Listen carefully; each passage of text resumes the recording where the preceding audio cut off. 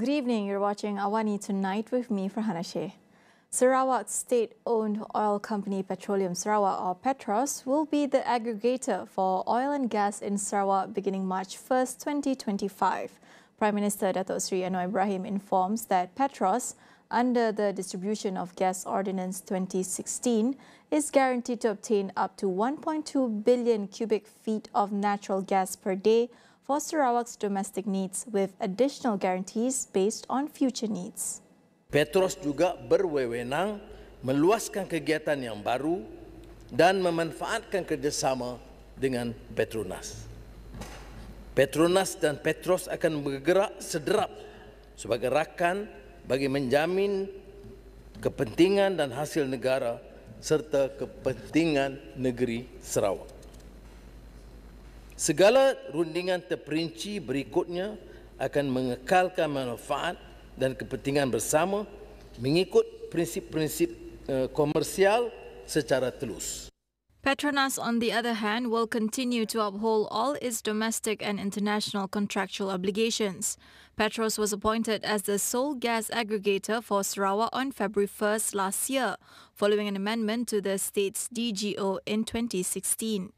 Negotiations continued until January this year, when Anwar confirmed that issues surrounding gas distribution rights in Sarawak between Petronas and Petros had been resolved following his meeting with Premier Tan Sri Abang Johari Openg.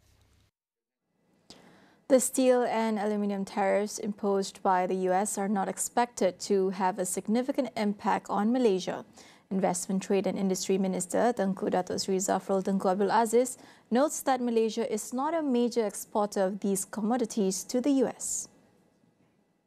He added that Malaysia has also implemented a moratorium on the expansion and diversification of the steel industry. According to Tengku Zafrul, Malaysia's primary exports to the US consist of electrical and electronic products, while steel and aluminium remain relatively insignificant. On February 10, Trump raised tariffs on steel and aluminium imports to 25% without exemptions and exceptions in an effort to reduce the country's trade deficit.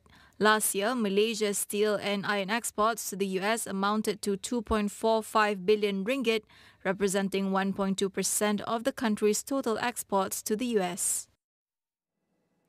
The Transport Ministry is working with the Domestic Trade and Cost of Living Ministry to ban dummy seat belt buckles to improve road safety. Transport Minister Anthony Loh announces efforts to prohibit the sale of these devices, which silence seat belt alarms, leading many to neglect wearing seat belts. Anthony explained that while the Transport Ministry is responsible for road safety, it does not currently have the authority to regulate the sale of dummy seatbelt buckles. Therefore, discussions with the Domestic Trade and Cost of Living Ministry are underway to implement a ban. Anthony stressed that seatbelts save lives and urged road users to prioritize safety. Previously, a special operation during Chinese New Year in Negeri Sembilan recorded its highest number of summonses involving seatbelt violations, with 30% or 195 offenders caught using dummy seatbelt buckles.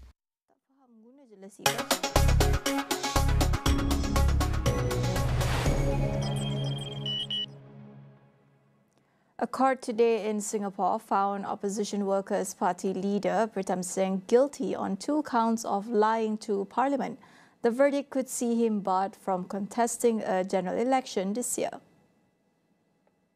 The prosecution has asked for a maximum fine of 7,000 Singapore dollars for each charge.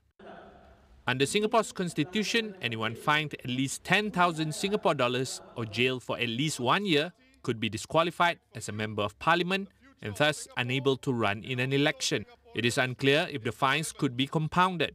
Singapore's next general election must be held by November this year.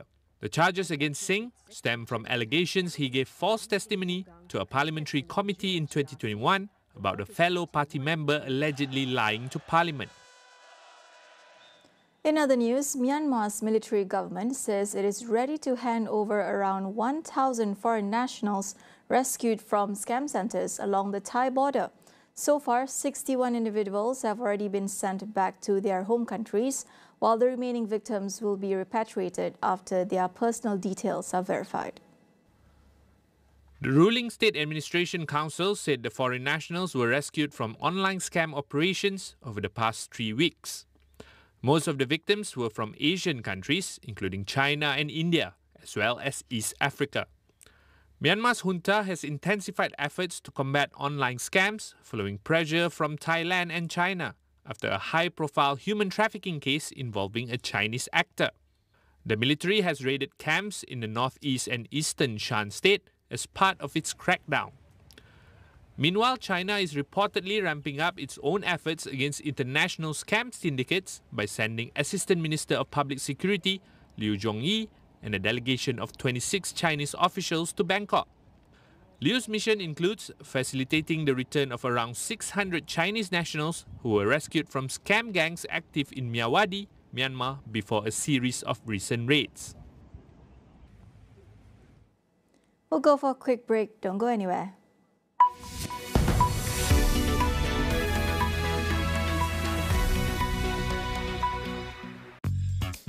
Kerap menggaruk kulit kepala disebabkan kelomomor, masalahnya lebih mendalam. Gunalah Head and Shoulders menembusi 5 lapisan untuk membasmi kelomomor dan kegatalan. Bebas kelomomor sehingga 100%. Head and Shoulders diuji secara dermatologi.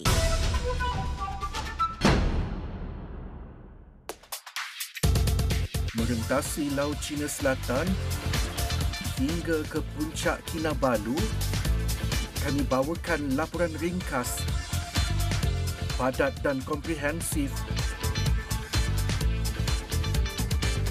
5 minit AWANI Sabah Plus setiap Khamis dan Jumaat 8.25 malam hanya di Astro AWANI.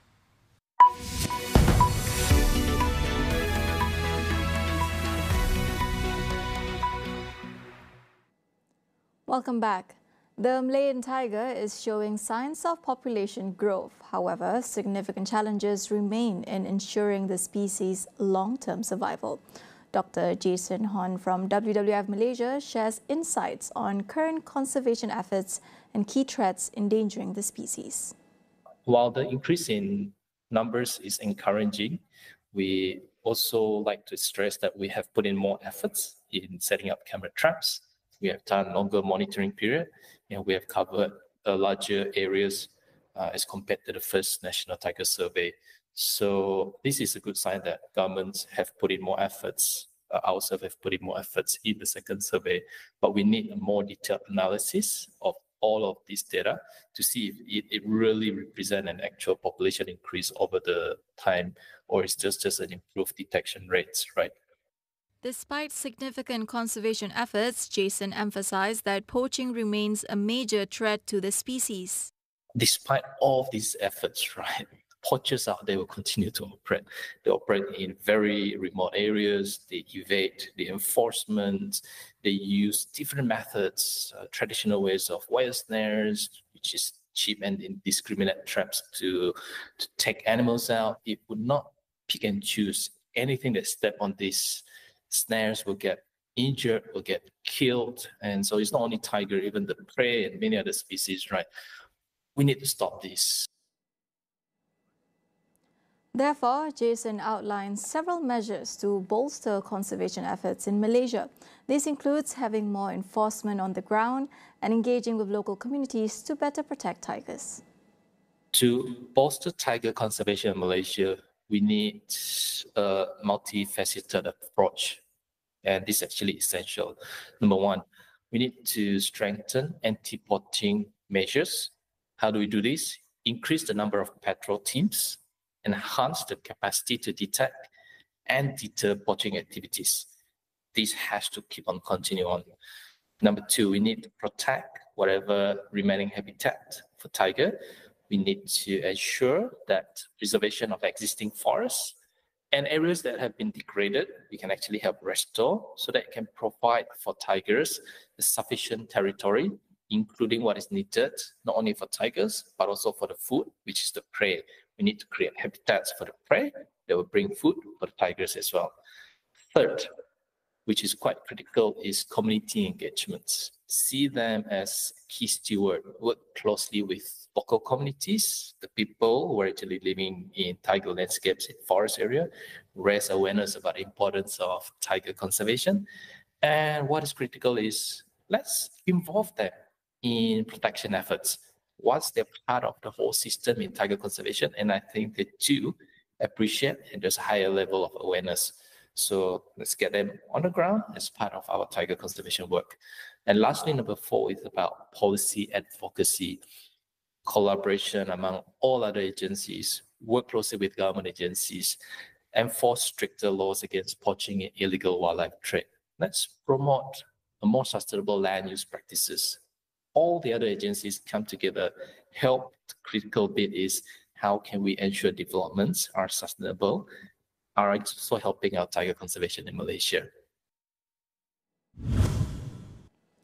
US President Donald Trump thinks he could meet very soon with Russian President Vladimir Putin to discuss ending the war in Ukraine. Speaking to reporters, Trump adds that he believes both Putin and Ukrainian President Volodymyr Zelensky want to stop fighting. His comments come as the United States and Russia are preparing for initial talks in Saudi Arabia in the coming days. Based on your conversations with President Putin, what do you think he wants ultimately in Ukraine? I think he wants to stop fighting. I see that. We spoke long and hard. Steve Witkoff was with him for a very extended period, like about 3 hours. I think he wants to stop fighting.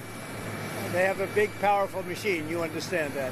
And they defeated Hitler and they defeated Napoleon. You know, they've been fighting a long time. They've done it before. And but I think he would like to stop fighting. Meanwhile, European leaders are attending an emergency meeting in Paris after being excluded from peace talks on ending the war in Ukraine. Hosted by French President Emmanuel Macron, the summit will bring together leaders of the UK, Italy, Poland, Spain, Germany and Denmark. Discussions are expected to focus on defense policies and how a ceasefire in Ukraine might look like. The UK and Germany have indicated their willingness to deploy peacekeeping troops to Ukraine if necessary. At least 46,000 Ukrainian soldiers have been killed since Russia's invasion, with tens of thousands more missing or in captivity, according to President Volodymyr Zelensky. Military spending would also likely be a key topic in Paris, with US President Donald Trump calling for European countries to allocate 5% of their GDP to defense, more than double NATO's current 2% target. Tech billionaire Elon Musk has announced that his startup xAI is set to release its AI chatbot Grok 3 today, describing it as the smartest AI on Earth. The company's flagship AI product will go live with a demonstration at 8 p.m. Pacific time. Grok 3 was trained on synthetic data and is designed to improve its logical consistency by reviewing and reflecting on its errors. Musk previously revealed that Grok 3, developed to rival ChatGPT, was in its final stages of development last week. Founded in July 2023, xAI has quickly become one of the world's most valuable startups, securing $6 billion in its latest funding round. Investors include US venture capital firms, chip makers, NVIDIA and AMD, as well as investment funds from Saudi Arabia and Qatar. However, it remains an underdog compared to OpenAI, which rejected Musk's buyout offer of $97.4 billion. That wraps up AWANI tonight. Check out our web portal, keeping you informed on the critical events shaping our world, all in one place at international.astroawani.com. That's all for now. I'm Farhana Sheikh. Thank you for watching and good night.